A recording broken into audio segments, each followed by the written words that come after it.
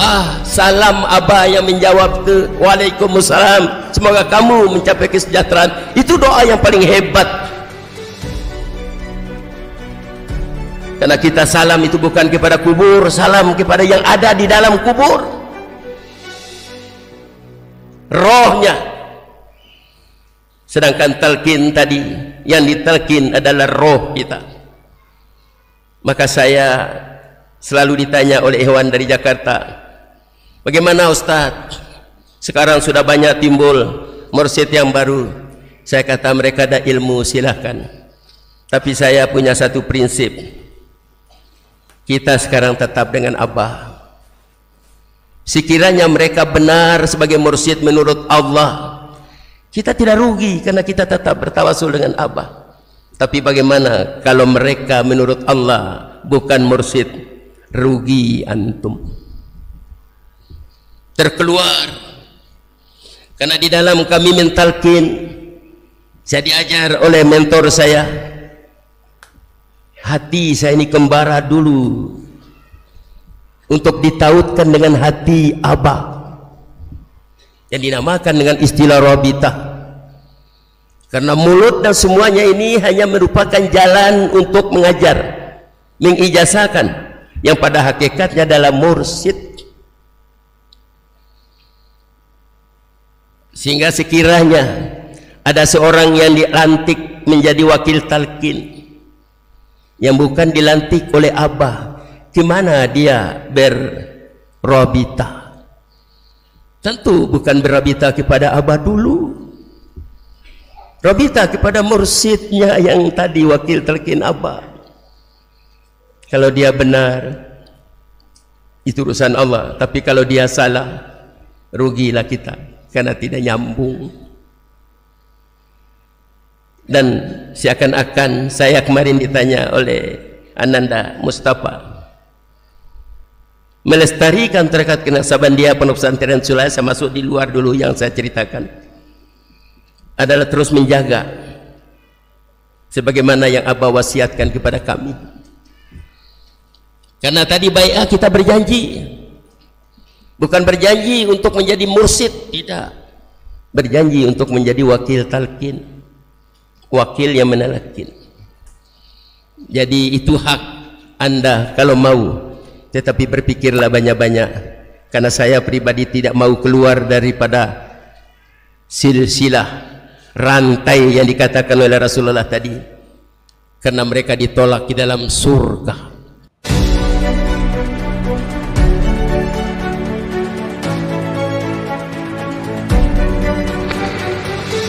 Baiklah ikhwan dan akhwat, saya ingin bercakap mengenai pengalaman saya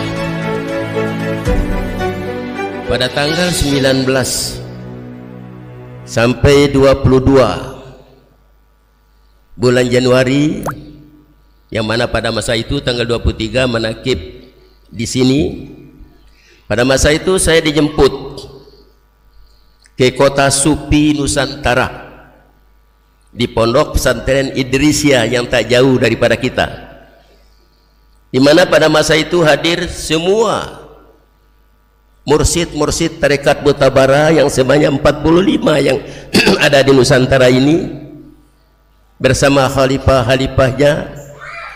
Alhamdulillah Al-Fakir yang jauh di Tawau di Sabah mendapat jemputan, karena kota Sufi pertama di Negeri Sembilan, Kuala Lumpur. Singkatnya, pada satu pertemuan secara tertutup yang dipimpin oleh dua tokoh besar, Sidi Syekh Rahimuddin Al-Bantani dengan Profesor Acep yang kita punya orang Ketua Jatman, dan beliau langsung jumpa saya karena Pak Baban pesan Ustadz Manap ada di sana. Maka di dalam musyawarah itu kita dibagi 10 soalan, yang mana semua yang hadir, semada mursyid maupun khalifah, wajib menjawab. Terlalu kecil saya di tengah-tengah mereka, para syekh, karena pakar rujuknya daripada Syria dan Italia. Maka saya dapat soalan yang paling mudah. Apa soalannya? Dan soalan itu memang dalam bahasa Arab. Nanya, bagaimana caranya kalau kita mau belajar tarekat menurut tarekat Anda? Semua mursyid menceritakan bagaimana cara orang mau belajar tarekat menurut tarekatnya masing-masing. Saya bersyukur dengan keramah mursyid, dengan keramah limpahan keramah abah, dapat menjelaskan satu demi satu yang insya Allah saya akan jelaskan di sini sebagaimana saya jawab pada masa itu. Ternyata di antara 45 tarekah yang ada di Nusantara ini, boleh rujuk kepada Profesor Acep, Syekh Raimuddin, ternyata tarekat Qadiriyah Naqsabandiyah Pondok Pesantren Suryalaya adalah yang paling simpel, yang paling hebat dan paling sempurna dan mudah dibuat. Ya. Maka saya telah menjawab pertama, kalau orang mau belajar tarekat, mau belajar zikir istilah kita, maka kami Al-Fakir sebagai wakil mursyid. Ini kena kita paham tuan-tuan ya. Maaf kalau saya katakan tuan-tuan dan puan, wakil talqin mursyid, bukan wakil mursyid. Wakil yang menalkin orang-orang yang mau belajar tarekat. Maka pertama saya menyampaikan syaratnya. Orang itu kena balik, ada air wudu, dia minta, berjanji untuk mengamalkan apa yang diajar, yang ditalkin, serta nanti di saat berzikir, kalimatlah itu dari mana ke mana, ilah dari mana ke mana, begitu illallah, dan seterusnya, dengan pukulan yang mantap dan tepat. Bukan berteriak dan menjerit, tetapi dengan penuh perasaan. Hudurul qalbi ma'allah, menghadirkan hati bersama Allah. Apabila orang yang nak belajar berzikir ini sudah sedia untuk memenuhi persyarat itu, maka pertama saya kata menjelaskan apa itu tarekat Qadiriyah. Kenapa bernama Qadiriyah? Karena dihubungkan dengan nama Syekh Abdul Qadir Al-Jilani Qaddasal Sirrah, yang mana zikirnya jahar sebagaimana yang diajarkan oleh Rasulullah SAW kepada Sayyidina Ali bin Abi Thalib karramallahu wajhah. Maka dinamakan tarekat Qadiriyah. Tarekat Naqsabandiyah dihubungkan dengan nama Syekh Bahuddin An-Naqsabandi. Zikirnya hobi dalam hati. Waskur rabbi fi nafsik tadarruan wahibatan wa dunal jahri minal qaul wa riwayat. Sebutlah nama Tuhanmu di dalam diri kamu dengan khusyuk dan tadarruk. Jangan sebut dengan mulut. Seterusnya itu pada waktu pagi dan petang, jangan kamu menjadi orang yang lupa. Yang asal muasalnya di saat Abu Bakar radhiyallahu anhu bersama Rasulullah di dalam Gua Sur saat hijrah dari Mekah ke Madinah. Begitu Abu Bakar melihat kaki-kaki orang kafir Quraisy yang mengejarnya untuk membunuhnya, Abu Bakar berpikir, saya ingat kata Abah, kalau kamu berzikir jangan berpikir, tapi kalau kamu berpikir hendaklah kamu berzikir supaya kamu pandai, pintar berpikir. Abu Bakar berpikir. Apa itu berpikir? Saya tidak rujuk kepada kamus Dewan Pustaka, tetapi beberapa ulama mengatakan berpikir itu proses bertanya. Abu Bakar berpikir, bagaimana kalau kami dilihat oleh mereka? Bagaimana kalau kami tertangkap? Bagaimana kalau Rasulullah terbunuh? Bagaimana Sayyidina Ali yang kami tinggalkan? Bagaimana orang Ansar yang sedang menunggu di Madinah? Hasil daripada berpikir itu negatif, sehingga gemetar badan Abu Bakar. Maka Rasulullah tegur, la tazan innallaha ma'ana, jangan takut, jangan risau, Allah bersama kita. Tapi Ikhwan dan Akhwat, kalau kita berpikir hasilnya negatif macam manapun, pasti akan terjadi kerisauan. Ada contoh kalau di Malaysia, saya selalu kata, seorang istri yang gaji suaminya hanya 1.000, bayar CCM keretanya 500, sisa 500, belanja rumah tangga 300, sisa 200, hutang sama Pakistan 200, habis, belum belanja anaknya, tak boleh tidur. Karena berpikir kadang-kadang kita mencampuri urusan Allah. Lalu Rasulullah memindah Abu Bakar yang sedang berpikir tadi kepada berzikir. Wahai Abu Bakar, tutup mulutmu, rapatkan gigimu, pejamkan matamu, angkat lidahmu ke atas. Maka Rasulullah menyebut izmuzat, zikir hobi itu. Maka Abu Bakar menjerit terus mengikutinya.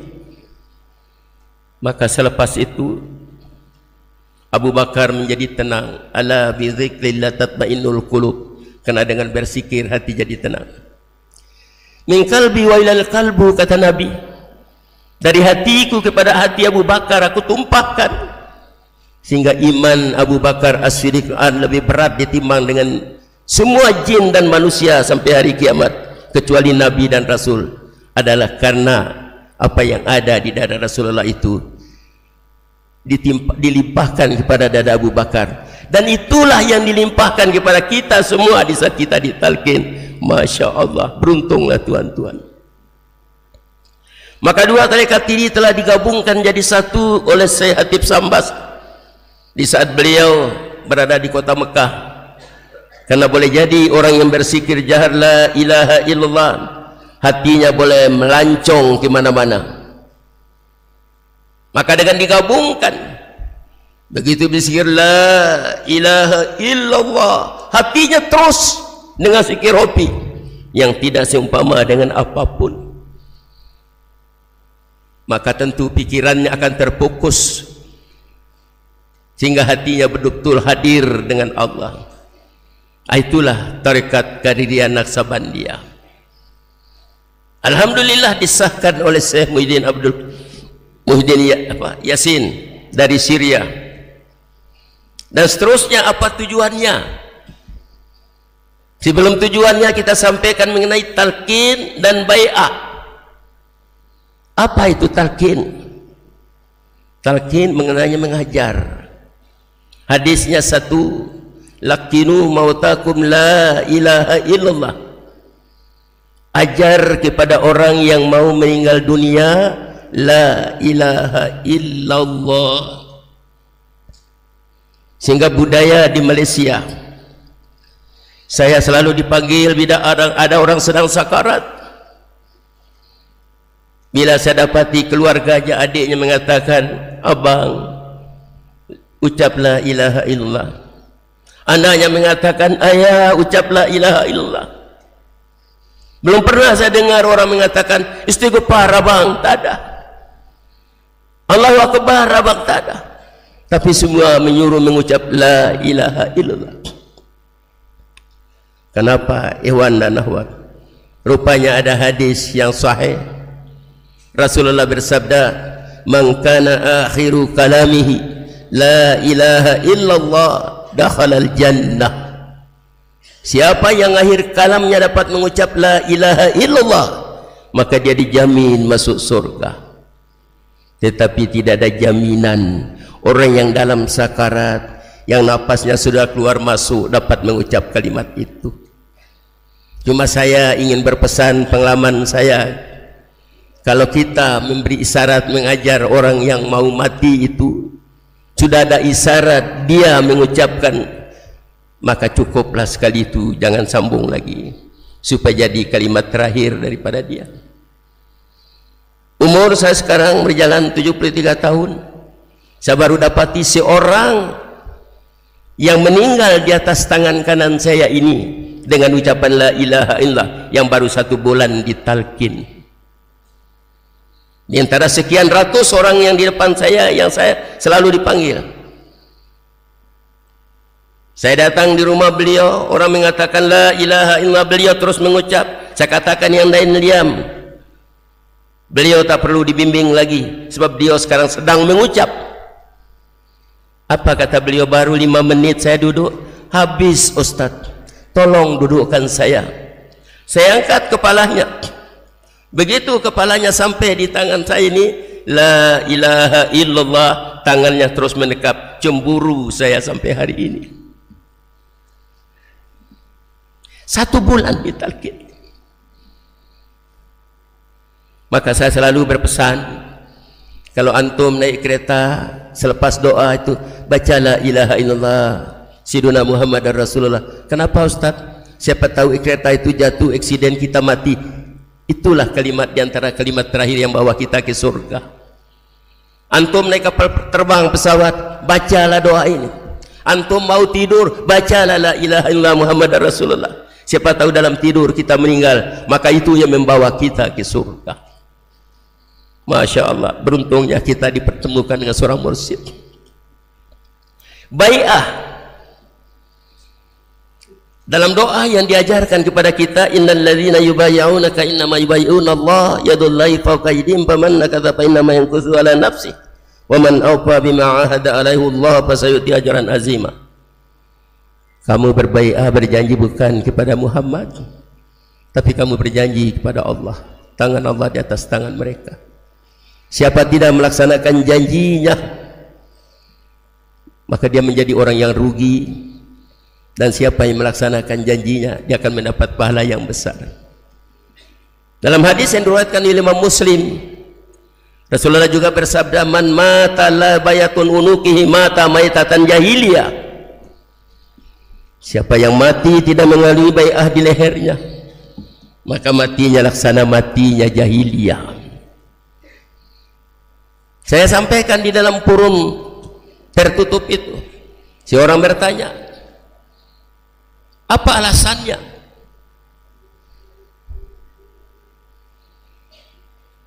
Sebab di dalam sembahyang, sama ada tuan-tuan atau puan-puan Hewan dan Hawat menyadari, ada 2 doa yang kita ucap. Sehingga saya selalu mengatakan, beruntunglah antum yang telah mendapat ijazah zikir dari tarekat Qadi Naqsabandiyah ataupun tarekat yang lain yang mutabarah. Karena di sana ada doa ihdinas siratal mustaqim, bimbinglah aku ke jalan yang lurus, bimbinglah kami jalan yang lurus. Kita baca beberapa tafsir, para ulama dah mentafsirkan jalan yang lurus itu Islam. Ada mengatakan jalan lurus itu Al-Quran dan hadis. Tapi saya mengutip di dalam kitab Miftahus Surur. Ya. Walaupun Hewan dan Hawat tentu membacanya, tetapi saya menyampaikan pengalaman saya dalam majelis forum Sufi Nusantara, di mana Rasulullah SAW bersabda, yang diriwayatkan oleh Imam At-Tabrani dari Al-Basar, bersabda, anna aliyan karramallahu wajhah salan Nabi sallallahu alaihi wasallam biqauli, ya Rasulullah, dullani ala aqrabit turuki ila Allah wa asliha ala ibadih wa abdaliha indahu ta'ala. Faqala Nabi sallallahu alaihi wasallam bimudawamati zikrillah sirran wa jahran. Ali bersama Rasulullah bertanya kepada Rasulullah, ya Rasulullah, tunjukilah aku jalan yang lurus, mudah dibuat, pada masa yang sama Allah reda. Maka Rasulullah menjawab, zikir kepada Allah, sama ada jahar maupun hobi. Maka Sayyidina Ali terus berkata juga kepada Rasulullah, kullan Kullun nas mana apakah untuk semua manusia? Maka Rasulullah bersabda menyambung, abdalu ma qultu ana wan nabiyyuna min qabli la ilaha illallah. Seabdal ucapan yang aku ucap, diucap oleh nabi sebelum aku, la ilaha illallah. Walau anna samawati wal ardi fi kaffah, sekiranya 7 lapis langit dan bumi berada pada satu timbangan, wala ilaha illallah fi kaffah, dan la ilallah pada satu timbangan, la rajahat bihim, maka dia lebih berat. Saya tanya ayanda saya almarhum Tun Sakaran bin Dandai, pengalaman beliau dengan Abah yang sangat rapat dengan Abah. Apa maksudnya ayanda? Yang 7 lapis langit dan bumi berada sebelah timbangan dan la ilaha berada sebelah. Apa kata beliau? Sekiranya kamu bawa dosa 7 lapis langit dan bumi, maka bila ditimbang dengan la ilaha illallah, maka dia lebih berat. Hebatnya kalimat la ilaha illallah. Terus jalan yang lurus ini jalan siapa? Siratal ladzina an'amta alaihim, jalan orang-orang yang telah diberi nikmat kepada mereka. Siapa mereka itu? Minan nabiyyin was-siddiqin was-syuhada was-shalihin. Nabi, siddiq, syuhada dan orang saleh. Sebenarnya bukankah itu mursyid kita? Nah, kenapa mata metatan jahiliyah? Saya bawa kepada diri saya al-fakir ini, para ikhwan. Dulu kalau saya sembahyang, siratal ladzina an'amta alaihim, kosong. Karena tidak tahu kemana hati saya mau pergi, siapa yang saya mau ikut. Alhamdulillah, bila saya mendapat talqin pada tahun 2000, pada masa itulah saya menganggap diri saya sempurna Islam saya, sempurna kalimat tauhid saya. Kalimat tauhid ini ibarat bibit kelapa sawit yang ditanam di ladang, di mana bibit itu boleh dipungut di tepi jalan, boleh semai sendiri, tapi bukan daripada ahlinya. Alhamdulillah, pada masa itu betul-betul kalimat tauhid yang dari Allah melalui mursyid yang mursal sampai kepada Allah ditanam di dada saya. Begitu ihdinas siratal mustaqim siratal ladzina an'amta alaihim, hati saya menyambung minan nabiyyin was-siddiqin was-syuhada, mursyidku ya Allah, bimbinglah aku untuk bersama mursyidku. Maka langkah benar yang dikatakan oleh Rasulullah sallallahu alaihi wasallam dalam hadis yang diriwayatkan oleh Imam Ahmad, Imam Bukhari dan Abu Daud daripada Abi Hurairah, ajiba rabbuna min qaumin yukaduna ilal jannati salasil. Allah takjub, Allah kagum, di akhirat nanti ada satu kaum, ada kelompok yang diikat dengan rantai bersama mursyidnya, ditolak ke dalam surga. Mana siapa yang telah mendapat talqin bai'ah, doanya dalam salat yang diminta setiap sembahyang itu telah dimakbulkan oleh Allah, karena telah dipertemukan dengan seorang mursyid. May yahdillahu fahuwal muhtadin wa may yudlil falan tajid lahu waliyan mursida. Siapa yang mendapat petunjuk, dialah orang yang diberi petunjuk. Siapa yang disesatkan oleh Allah, dia tidak dipertemukan dengan seorang mursyid. Nah, karena kita kembali kepada Allah bukan langsung ke surga. Ada seorang yang telah beribadah sekian ratus tahun sampai dahinya hitam, lututnya hitam. Datang malaikat Israel mencabut rohnya. Dia bertanya, apa kamu datang mencabut rohku? Betul. Tolong tanya kepada Allah, saya nanti di surga tingkat berapa?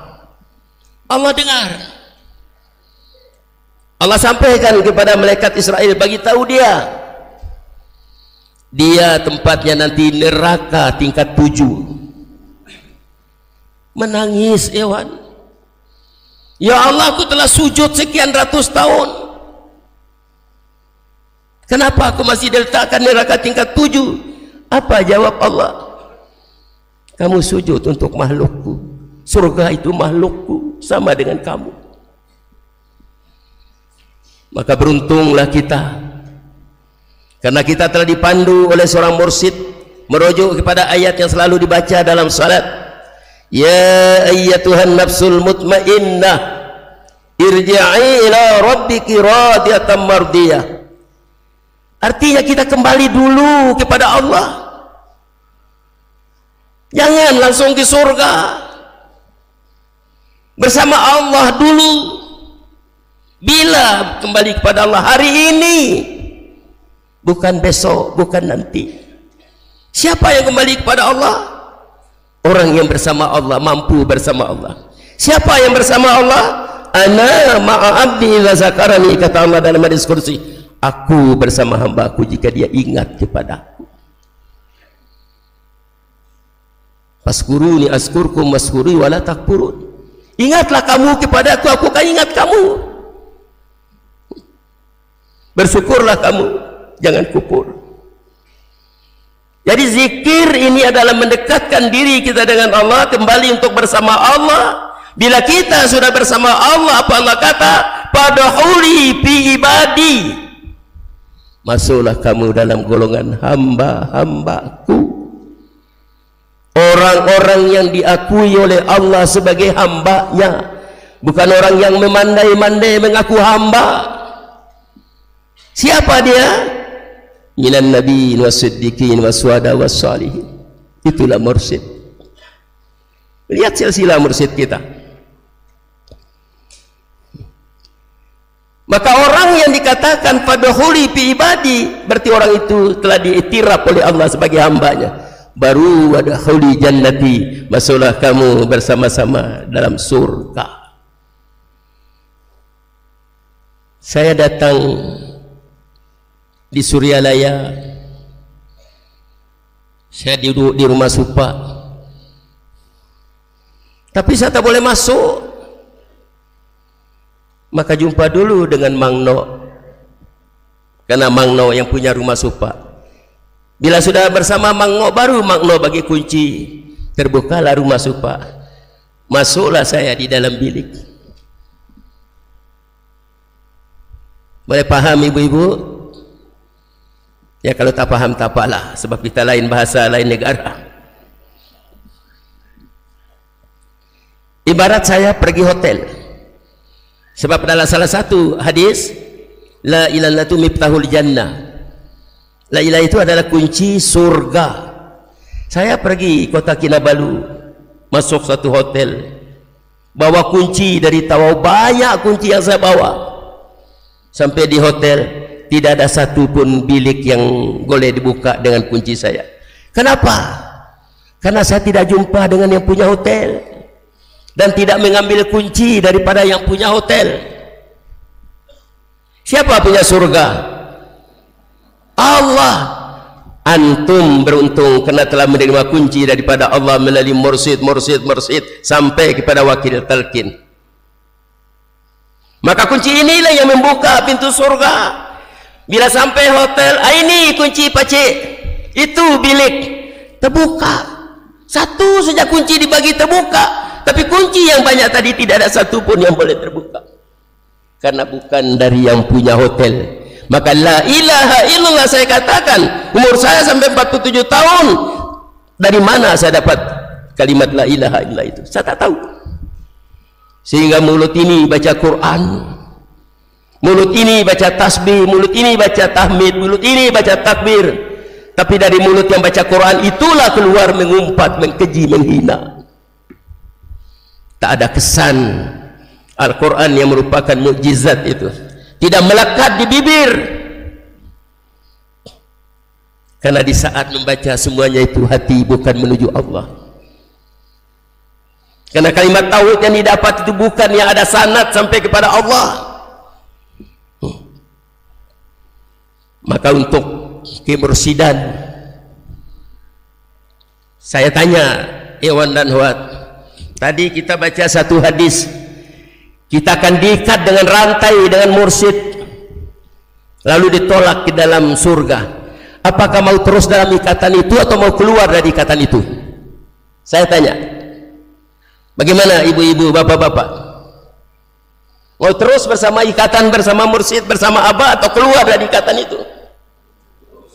Kalau terus jangan pindah. Pegang apa yang abah sampaikan. Apa sekarang memerhatikan kita? Lihat di dalam kitab At-Tawassul yang diterjemahkan oleh wakil telkin kita daripada Singapura. Bagaimana orang yang meninggal dunia, ayah kita yang telah meninggal, memerhatikan kita. Apalagi abah kita muridnya. Beruntunglah antum yang berada di Suryalaya, setiap hari boleh berjumpa abah. Assalamualaikum ya abah. Abah jawab. Doa salam abah yang menjawab ke Waalaikumsalam, semoga kamu mencapai kesejahteraan. Itu doa yang paling hebat. Karena kita salam itu bukan kepada kubur, salam kepada yang ada di dalam kubur, rohnya. Sedangkan talqin tadi yang ditalqin adalah roh kita. Maka saya selalu ditanya oleh ikhwan dari Jakarta, bagaimana Ustaz? Sekarang sudah banyak timbul mursyid yang baru. Saya kata, mereka ada ilmu silahkan, tapi saya punya satu prinsip. Kita sekarang tetap dengan abah. Sekiranya mereka benar sebagai mursyid menurut Allah, kita tidak rugi karena kita tetap bertawasul dengan abah. Tapi bagaimana kalau mereka menurut Allah bukan mursyid? Rugi antum. Terkeluar.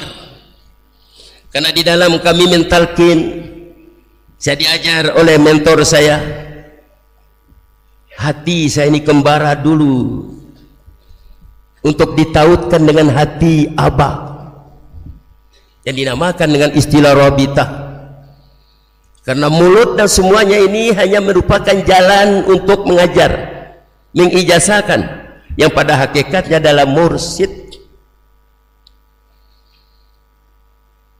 Sehingga sekiranya ada seorang yang dilantik menjadi wakil talqin yang bukan dilantik oleh abah, gimana dia berrabitah? Tentu bukan berrabitah kepada abah dulu, rabitah kepada mursyidnya yang tadi wakil talqin abah. Kalau dia benar, itu urusan Allah. Tapi kalau dia salah, rugilah kita, karena tidak nyambung.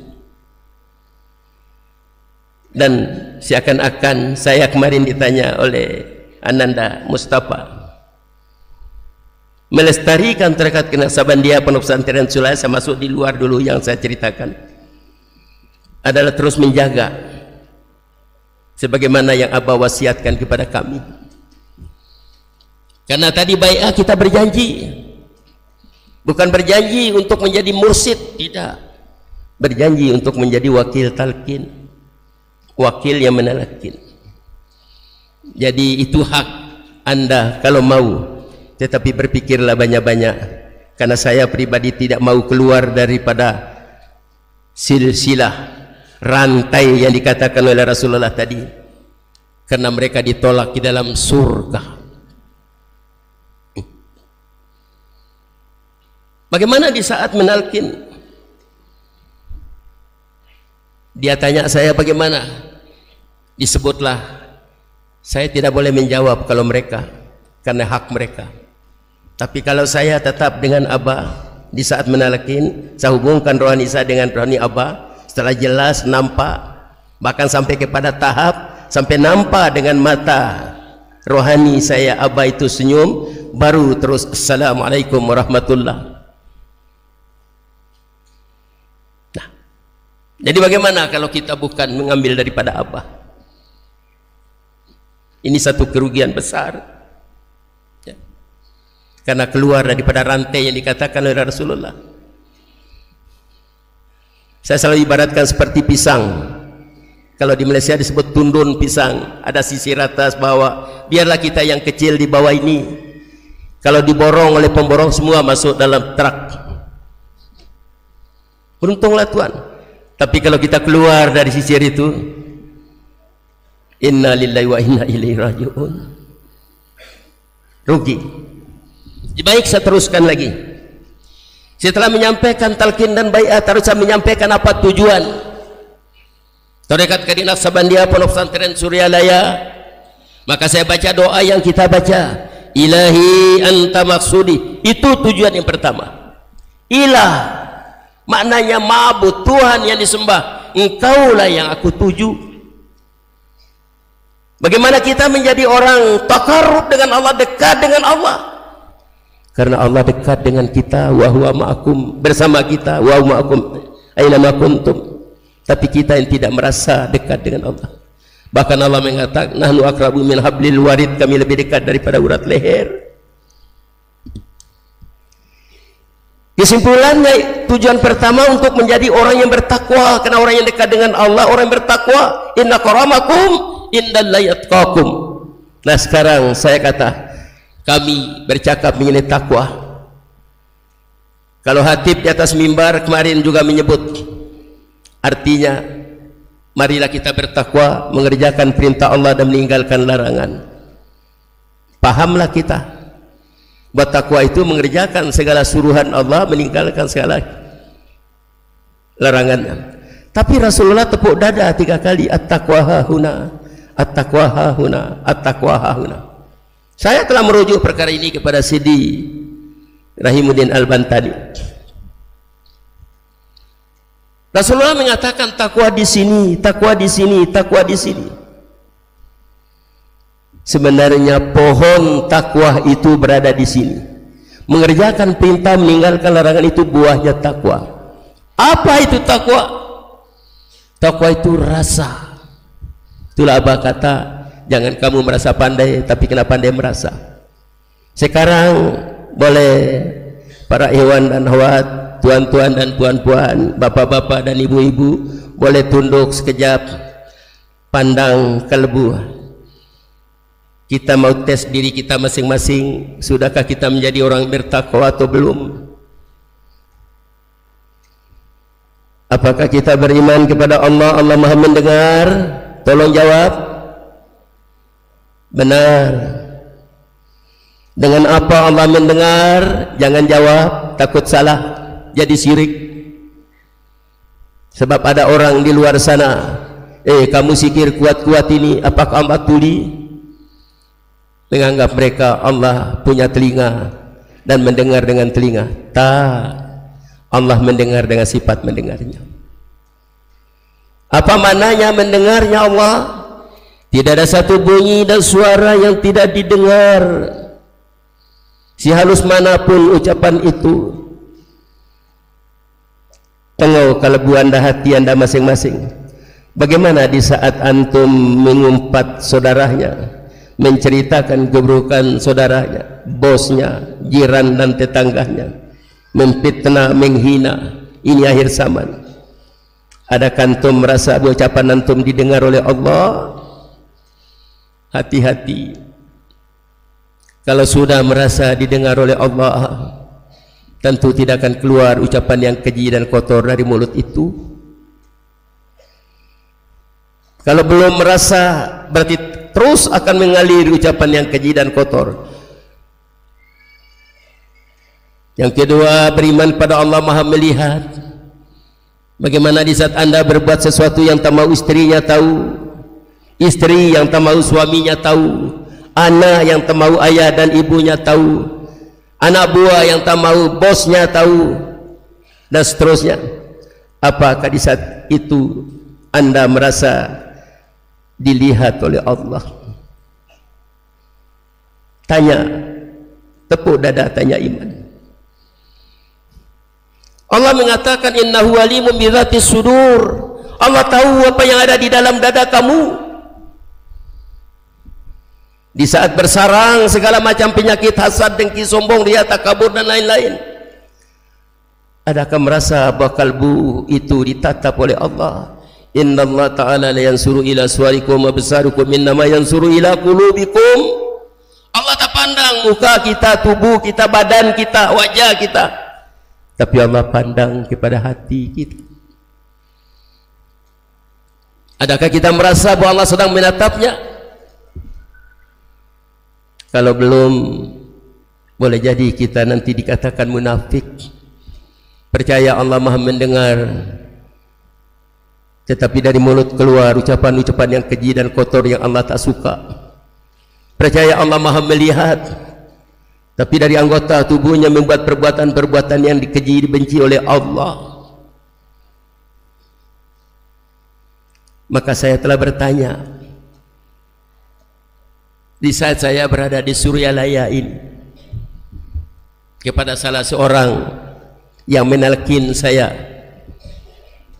arwah almarhum Pak Jejen Sukabumi, kenapa saya belum tidak merasa melihat? Apa kata beliau? Itu saya sampaikan dalam forum Kota Supi. Karena nuktatun sauda fis sudur, terlalu banyak bintik-bintik hitam yang ada dalam dada kamu yang menghalang tembusnya cahaya Allah. Allah nurun ya samawati wal ard, tapi cahaya itu tak tembus. Maka ainul basirah, mata hati kamu jadi buta. Betul juga tuan-tuan. Balik di rumah nanti, masuk dalam kamar atau bilik tidur, kasih mati lampu, buka mata, boleh melihatkah? Karena mata ini baru boleh melihat apabila disentuh oleh cahaya. Karena mata ini hanya alat untuk melihat, bukan dia yang melihat.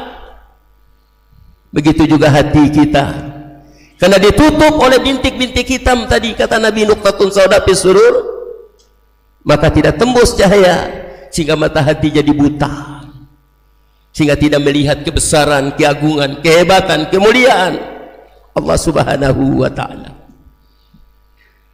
Maka bagaimana supaya saya dapat melihat? Oleh sebab itulah di dalam tarekat kita di saat talqin, maka alatnya zikir kepada Allah. Likulli sa'in syuqala wa siqalatul qulubi zikrillah. Setiap sesuatu ada penyucinya, penyuci zikir kepada Allah.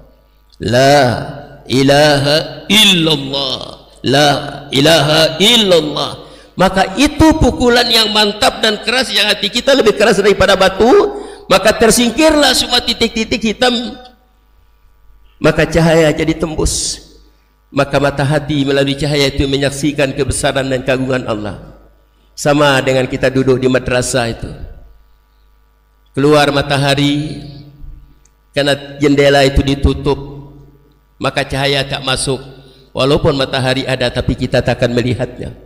Tapi coba lap, singkirkan semua yang ada di cermin itu, bersihkan, keluar matahari, masuk cahaya. Pasti melalui cahaya itu kita menyaksikan matahari. Kalau istilah dalam tasawuf, tahalli, tahalli, tajalli, itu tak perlu dikupas, tuan-tuan lebih tahu dari saya. Jadi tujuannya untuk menjadi orang yang bertakwa, orang yang bila bercakap merasa dalam kalbunya Allah dengar ucapannya, maka tidak akan bercakap kotor lagi, tidak akan keluar dari yang kotor dari mulut itu. Sehingga saya katakan kepada Iwan saya di Sabah, kamu boleh berguru kepada siapa saja, kita tidak melarang. Tapi kalau bila kamu berguru dengan seorang ulama, tapi kalau masih dari mulut ulama itu keluar ucapan menghina orang lain, menyesatkan orang lain, mengkafirkan orang lain, tinggalkan, jangan benci kepada dia. Dalam untian mutiara, jangan benci kepada ulama, tinggalkan, karena mereka belum merasa. Mudah-mudahan para Iwan dan Hawa termasuk orang sudah merasa. Dengan rasa itulah menjadi benteng, akan lahirlah ahlakul karimah. Pasti akan mengerjakan segala apa yang disuka oleh Allah dan meninggalkan apa dilarang. Yang kedua, waridha kamatlubi, untuk mencari ridha Allah, merebut ridha Allah. Ridha yang aku cari, Allah reda dan kita reda, itu yang berhak untuk masuk surga. Singkat saja. Yang ketiga, mahabbah dan ma'rifat, cinta Allah. Ya Allah, Allahumma sholli ala sayyidina Muhammad. Ada orang bertanya kepada saya, Ustaz, boleh tahukah bahwa Allah cinta sudah kepada kita? Boleh tahukah bahwa kita sudah cinta kepada Allah? Saya jawab, boleh. Bagaimana kita boleh tahu, Ustaz?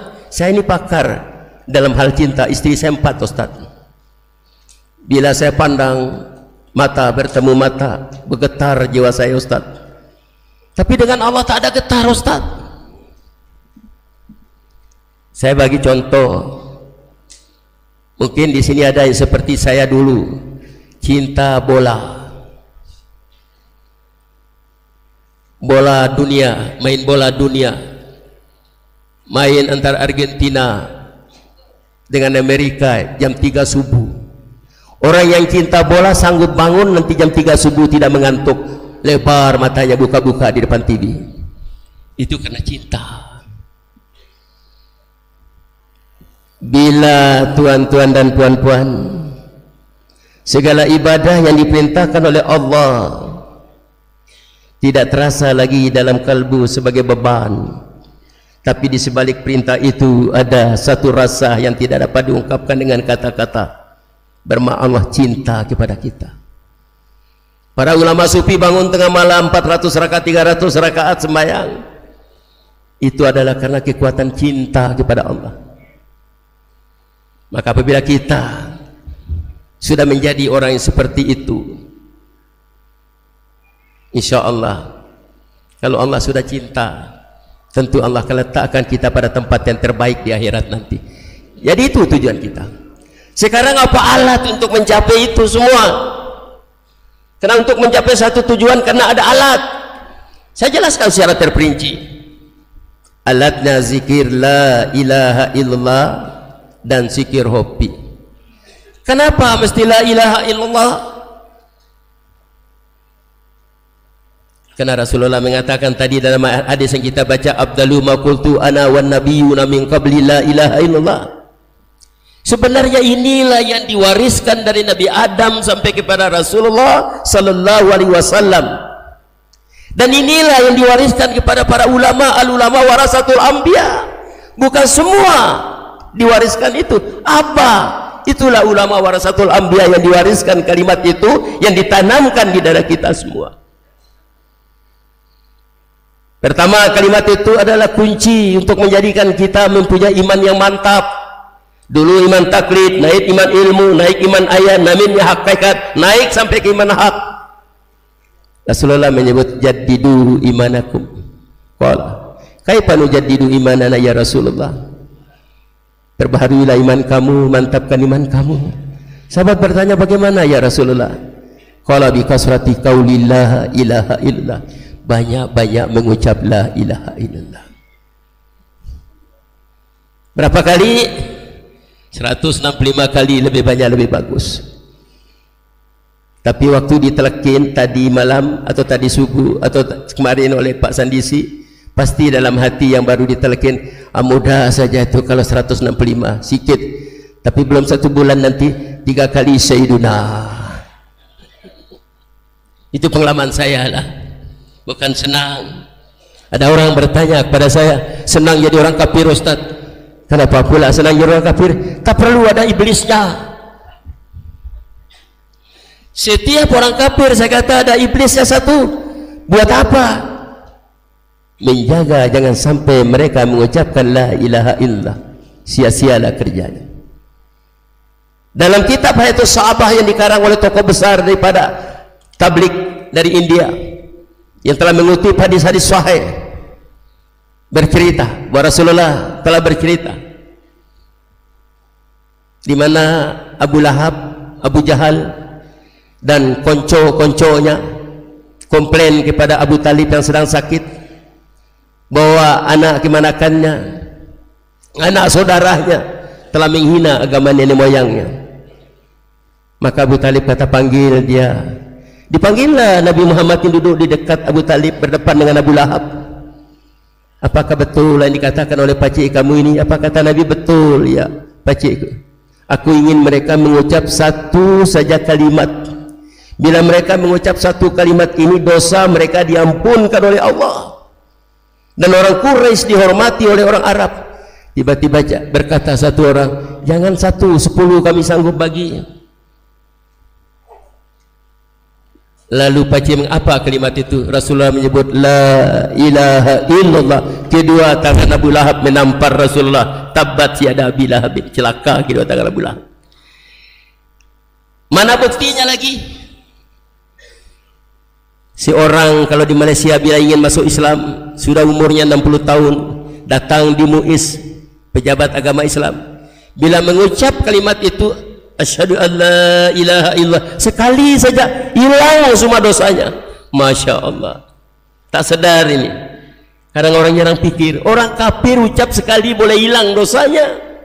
Baca istighfar 1000 kali dia tidak akan Islam dan beriman, tidak akan hilang dosanya. Tapi dengan zikir, az-zakirin Allah katsira wa zakirat, a'addallahu lahum maghfiratan wa ajran azima.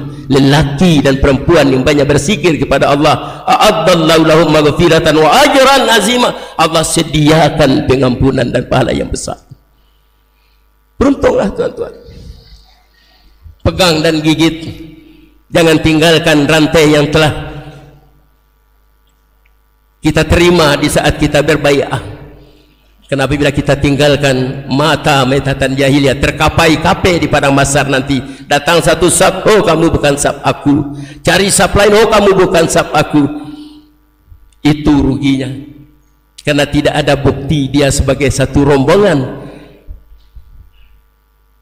Maka orang yang telah mengambil talqin bai'ah akan berada di belakang imamnya, insyaallah. Antara Abu Bakar dan Sidina Ali yang berada di belakang Rasulullah, kita berada di belakang mereka yang kita mana diikat dengan rantai dengan mereka, yang nantinya wasiqal ladzina taqaw rabbahum minal jannati sumara, lalu digiring beramai-ramai masuk dalam surga Allah. Yang kedua, kalimat itulah menjadikan kita orang bertakwa. Sudah saya jelaskan tadi. Yang ketiga, kalimat itulah yang menentukan kita mati dalam husnul khatimah. Sudah kita jelaskan tadi, man kana akhiru kalami la ilaha illallah dalal jannah. Kalimat itu yang menjadi kunci surga sudah kita jelaskan. Lalu yang terakhir, kalimat itu sebagai benteng. Sadarkah kita? Iblis yang sangat hebat, yang telah berada lebih dulu dalam surga,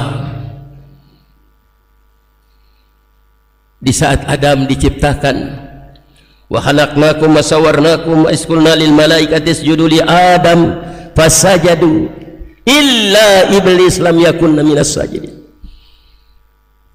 Maka diperintahkan kepada para malaikat untuk sujud kepada Adam. Semua sujud. Apa nama sujud Jibril kepada Adam? Jibril yang menempa lembaga Adam daripada tanah.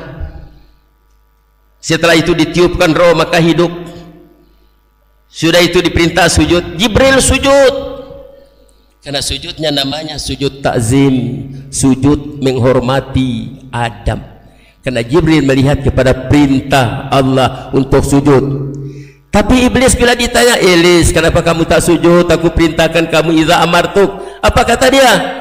Ana khairum minhu khalaqtani min nar wa khalaqtahu min tin. Aku lebih baik daripada Adam. Kau ciptakan aku daripada api, dia daripada tanah. Hati-hati kalau ada bisikan seperti itu dalam hati kita. Oh, aku lebih hebat dari dia karena aku kaya. Oh, aku lebih hebat daripada dia karena aku berilmu. Oh, aku hebat daripada dia karena aku handsome, cantik. Itu iblis. Itu ucapan kesombongan yang akhirnya iblis diusir dari surga. Tapi iblis ini hebat, berdoa lagi, dimakbulkan doanya. Ya Rabbi ilayya ansarun. Ya Tuhanku, tangguhlah kehidupan kami sampai hari kiamat. Allah tangguh, makbulkan doanya. Maka apa kata iblis? Karena kau telah menyesatkan aku akan sesatkan anak cucu Adam. Thumma la'atiyannahum min baini aydihim wa min khalfihim wa an aymanihim wa an sama'ilihim. Aku akan datang dari depan, dari belakang, dari kanan, dari kiri. Sedikit kamu dapati di antara bersyukur. Seorang ulama besar menangis. Maka ada riwayat Sayyidina Ali bertanya kepada Nabi, ya Rasulullah, bagaimana kami boleh selamat? Dia melihat kami tak dapat melihatnya. Wa ma halakna fawqakum sab'at tara'iq, kalau telah ciptakan 7 jalan, di mana 3 jalan di depan dan belakang, 2 jalan di kanan dan 2 jalan di kiri. Dan dia telah diperintahkan, disahkan untuk masuk dalam diri kita. Bagaimana kita boleh selamat? Bayangkan Adam dan Hawa yang berdepan dengan iblis boleh tertipu. tapi itu adalah merupakan rencana Allah. Maka Rasulullah mengatakan masuk dalam benteng Allah, lalu menyebut hadis kursi, la ilaha illallah hisni, la ilaha itu adalah bentengku, man qalaha dakhala hisni, siapa membacanya masuk dalam bentengku, wa man dakhala hisni faqad umina min azabi, siapa masuk dalam bentengku bebas dari azabku. Itulah kita ditalkin, ya. Itulah kalimat besar yang menjadi benteng. Jadi dalam tarekat Qarinah Sabandia saya telah sampaikan dalam forum itu, dan Syekh Muhyiddin daripada Syria dengan senyumnya selepas itu jumpa saya, malu saya kalau saya ceritakan kepada tuan-tuan dengan keramahnya apa, orangnya tinggi, saya ini pendek kata orang sana. Ternyata bila satu demi satu menyampaikan, tarekat kita lah yang paling begitu sempurna dan mudah dibuat. Ada tarekat bukan salah, betul, malam itu juga dipraktek berzikir sambil berdiri karena ayatnya paskurullah kiaman, sambil saya mengatakan berzikir berdiri, semua berzikir sambil berdiri, sambil kami duduk diam sama kami berdiri, sebab bukan tarekat kita, tapi kita tidak menyalahkan. Zikir kami duduk sampai ada yang bergulik-gulik. Berzikirlah kamu sambil berbaring, sambil syekhnya menyebut ayat tadi. Memang hebat, tapi kita tidak habis sembahyang berzikir. Masya Allah, ada hatamannya satu kali sekarang setiap lepas maghrib dan isya, kalau dulu selepas asar dan hari Khamis dan hari Senin. Ada manakib seperti ini. Tuan-tuan sanggup datang dari jauh. Saya perjalanan saya, kalau tuan-tuan saya cerita, lebih dekat saya umrah daripada ke sini. Dari Tawau pergi kota Kinabalu 10 jam. Dari kota Kinabalu terbang ke Kuala Lumpur 3 jam. Dari Kuala Lumpur terbang ke Bandara Soekarno-Hatta 2 jam. Dari Soekarno-Hatta sampai di Suryalaya pernah sampai dekat-dekat 1 hari kalau macet. Tetapi itu tidak menjadi beban.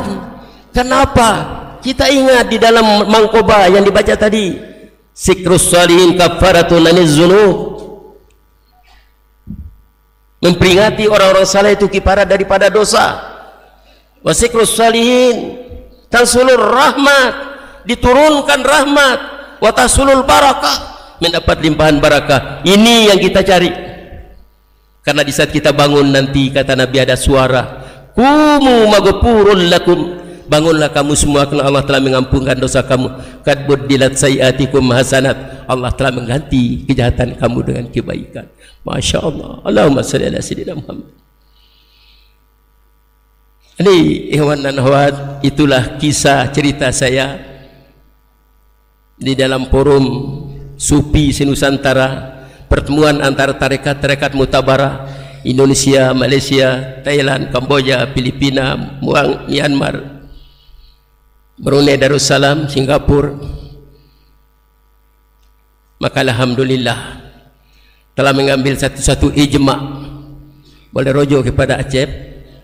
Mursyid itu syaratnya, kata Syekh Muhyiddin, kalau dulu di Arab kena ada saksi 2 orang. Tapi malangnya kadang saksi lebih dulu meninggal daripada mursyidnya. Akhir dalam musyakara al-musah halaka musah, keluarlah keputusan syaratnya mesti ada hitam putih. Itulah di Arab sampai hari ini. Alhamdulillah telah menjadi keputusan ijma untuk Nusantara, sehingga berdiri salah seorang menolak. Maka disampaikan oleh Syekh Muhyiddin dengan Profesor Acep, akhirnya beliau terduduk, tak lagi menolak. Ternyata hari ini beliau sudah menjadi mursyid dengan telah melantik 10 orang wakil telkin. Beliau punya ilmu, silakan, tafadhal, kita tidak menyalahkan. Tetapi saya pribadi sebagai seorang wakil telkin yang daib, yang tinggal di satu kampung yang fakir dalam segala macam ilmu. Saya tidak mau keluar daripada rantai yang saya sebutkan tadi. Biarlah sampai bila-bila masa, sampai kapan-kapan, tetap dan tetap bersama Abah, tetap dan tetap berabita dengan Abah, tak mau keluar di rantai itu. Karena insya Allah Abah bersama Rasulullah SAW akan membawa kita kepada Allah, dan Allah akan menggiring kita, yaitu tadi yang disebut dalam hadis tadi, Allah tajuk maka ditolak di dalam surga. Allahumma shalli ala sayyidina Muhammad wa ala ali sayyidina Muhammad. Saya rasa masanya cukup panjang, bahasa tak pernah panjang begini saya sampaikan, tapi ini kena masalah pengalaman. Jadi oleh sebab itu saya berpesan kepada kita semua, mudah-mudahan ini tidak menjadi hari yang terakhir perjumpaan kita. Mudah-mudahan saya yang insya Allah setelah dioperasi bulan 6 tak jadi